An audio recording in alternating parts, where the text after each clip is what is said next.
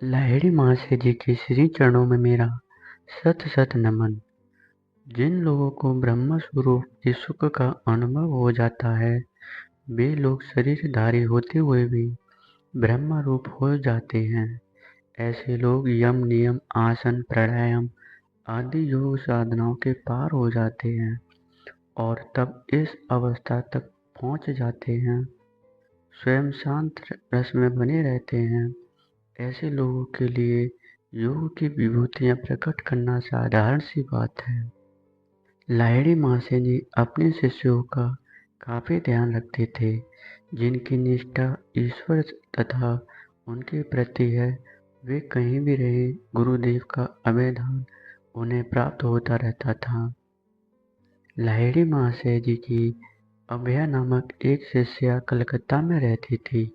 वह 8 बार गर्भवती हुई और सभी बच्चों की अकाल मृत्यु हो गई। 9वीं बार गर्भवती होते ही उसने निश्चय किया कि इस बार गुरुदेव के यहाँ जाकर प्रार्थना करूंगी। पति के साथ हावड़ा स्टेशन आई तो पता चला कि गाड़ी हॉर्न दे रही है। अभी टिकट खरीदना बाकी था, फिर लंबे प्लेटफार्म को पार करके गाड़ी पर सवार भी होना था। अब भैया टिकट घर के पास खड़ी गुरुदेव का ध्यान करती हुई मन ही मन बोल उठी, गुरुदेव कृपया करके गाड़ी रोक दो, गाड़ी जाने ना पाए, अब मैं अधिक इंतजार नहीं कर सकती। इधर गाड़ी स्टार्ट हुई, चक्के घूमने लगे, पर गाड़ी आगे नहीं बढ़ी। गार्ड ड्राइवर यात्री बाहर निकलकर इस अद्भुत तमाशे को देखने लगे। उधर एक अपरिचित अभया के पास आकर बोला, बहन जी आप लोग चलकर गाड़ी पर बैठिए, मैं आपका टिकट लेकर आता हूँ, मुझे भी बनारस जाना है। उस अपरिचित व्यक्ति को रुपए देकर अभया गाड़ी में बैठ गई। खिड़की से बाहर झांकते ही उस व्यक्ति ने जो ही टिकट दिया त्यों ही गाड़ी चल पड़ी। इस रहस्य को कोई जान नहीं सका।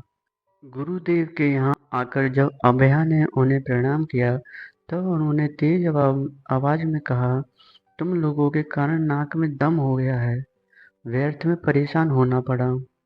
दूसरी गाड़ी से आ जाते या घर से जल्दी निकलते। गुरुदेव की फटकार सुनते ही अभया रोने लगी। बाद में लाहिड़ी महाशय जी ने कहा, समझ गया क्यों आई हो, प्रसव रात्रि के प्रथम पहर में होगा, इस बार कन्या आएगी। एक काम करना, शाम को ही प्रसूति घर में एक दीपक जला देना। दीपक में इतना तेल डालती रहना ताकि दूसरे दिन सूर्य उदय तक जलता रहे। इस बात का ध्यान रखना कि तेल के अभाव में दीपक बुझने न पाए। जैसा गुरुदेव ने कहा वैसा ही हुआ। अभया को लड़की हुई। कमरे में अभया की एक परिचारिका थी। आधी रात के बाद दीपक की रोशनी धीमी से धीमी होती गई। दोनों सो गईं। अचानक कमरे का दरवाजा खुला। दोनों जाग गईं। सामने गुरुदेव खड़े थे। लाहिड़ी महाशय जी ने कहा, चेतावनी देने पर भी ध्यान नहीं दे रही हो? दीपक बुझ रहा है, जल्दी तेल डालो। दीपक में तेल डालने के बाद अभया ने देखा गुरुदेव गायब हो चुके हैं। गुरुदेव लाहिड़ी महाशय जी केवल किताबी ज्ञान ही नहीं थे, बल्कि चिंतन और तत्व ज्ञान के झरने थे।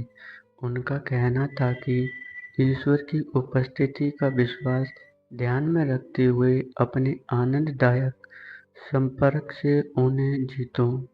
अगर तुम्हें कोई समस्या हो तो क्रिया योग से हल करो।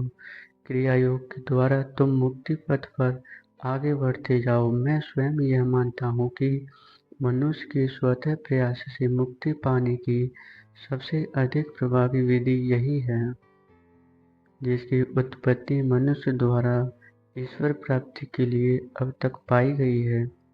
जिस प्रकार राजस्थानी महिलाएं सिर पर पानी की कई गगरियां लेकर हंसती गाती चलती हैं, पर उनका ध्यान गगरियों पर रहता है, उसी प्रकार कूटस्थ में ध्यान रखते हुए अपना काम करते रहो।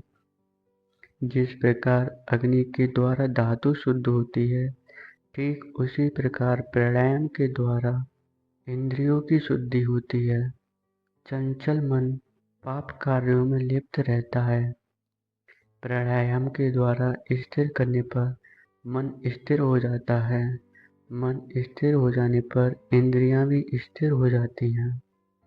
प्रत्येक मनुष्य 24 घंटे में 21,600 बार सांस लेता है। यही मनुष्य की आयु होती है।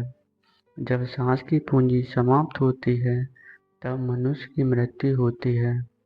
एक बार प्राणायाम में केवल 24 सेकंड लगते हैं। 24 घंटे में मनुष्य 1664 बार प्राणायाम करते हुए इतनी बार सांस लेता है।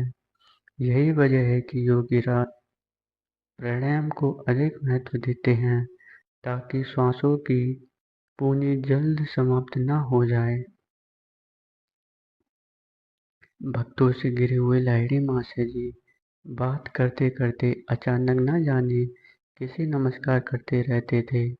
कुछ भक्तों को संदेह हुआ कि संभवतः सूक्ष्म शरीर में कोई महापुरुष यहाँ आता है, जिसे गुरुदेव नमस्कार करते हैं।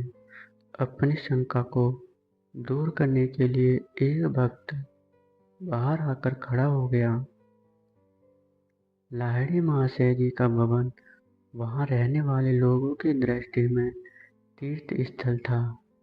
राह चलते जो भीतर नहीं आते थे, वे लाहिड़ी महाशय जी को बाहर से ही प्रणाम करते थे। लाहिड़ी महाशय जी कमरे के भीतर बैठे इस प्रणाम का उत्तर हाथ उठाकर देते थे। तब भक्तों को ज्ञात हुआ कि गुरुदेव सूक्ष्म शरीर वालों को नहीं, राह चलते लोगों को नमस्कार का उत्तर देते हैं।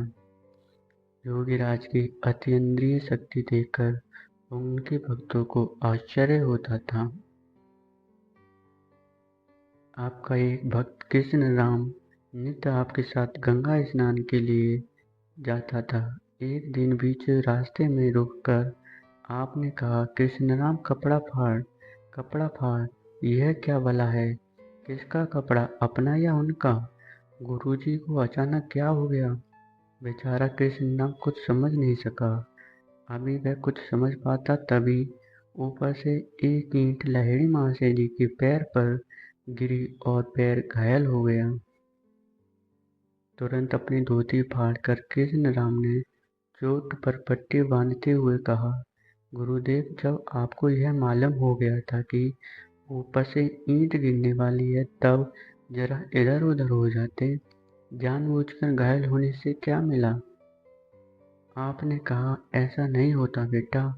अगर हट जाता तो यह भोग आगे भयंकर रूप में आता। नित्य शाम को गुरुदेव अपने घर भागवत कथा भक्तों को सुनाया करते थे। एक दिन कथा कहते कहते बोल उठे, ना जाने क्यों आज दम घुट रहा है। अब कुछ कहते नहीं बन रहा है। लग रहा है जैसे अथाह सागर में डूब रहा हूँ। लाहिड़ी महाशय जी की बातें कोई नहीं समझ सका। लोग एक दूसरे का मुंह देखते रहे। दूसरे दिन समाचार पत्रों में प्रकाशित हुआ, जापान के समीप एक जहाज डूब गया, जिसमें हजारों व्यक्तियों को जल समाधि मिली। लाहिड़ी महाशय जी के अनेक शिष्य थे। इन शिष्यों ने भी अपने शिष्य बनाए हुए थे, जो अपनी साधना से अनेक उच्च स्तर के योगी बन गए थे। आपके अनेक शिष्यों में से एक शिष्य पंचानन बनर्जी थे। बनर्जी बाबू के शिष्य प्रसिद्ध अध्यापक योगी वरदाचरण थे।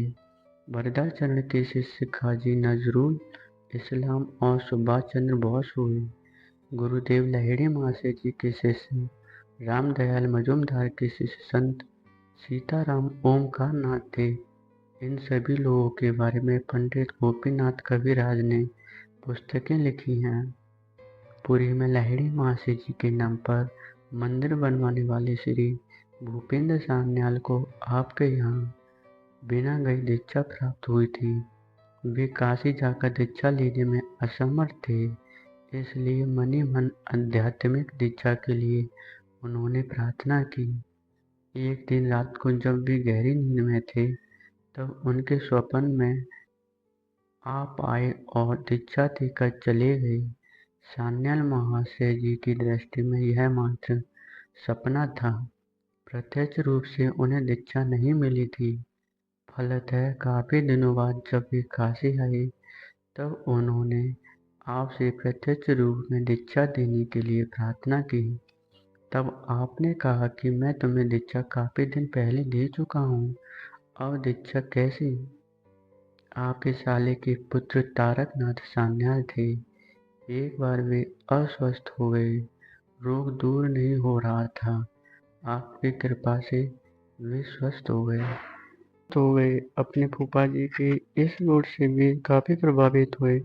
एक दिन उन्होंने आपसे कहा कि मैं आपके गुरु के दर्शन करना चाहता हूँ। दरअसल सान्याल जी यह सोचते थे कि जब शिष्य में इतनी प्रतिभा है, तब गुरु में न जाने कितनी होगी। उनके दर्शन से लाभ हो सकता है।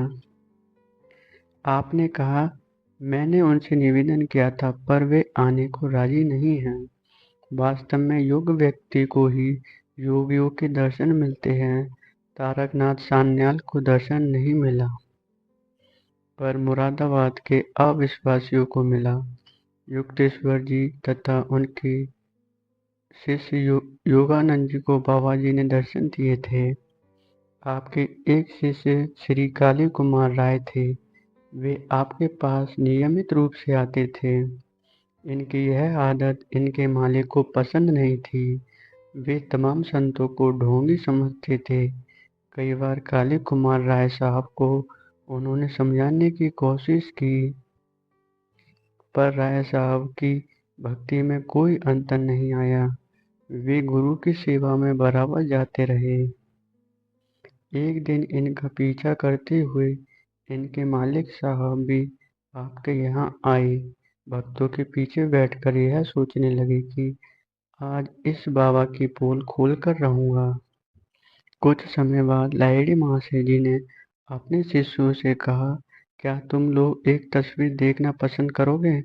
सभी लोगों ने इस प्रस्ताव को स्वीकार किया। लाहिड़ी महाशय जी के आदेशानुसार कमरे की बत्तियां बुझा दी गईं।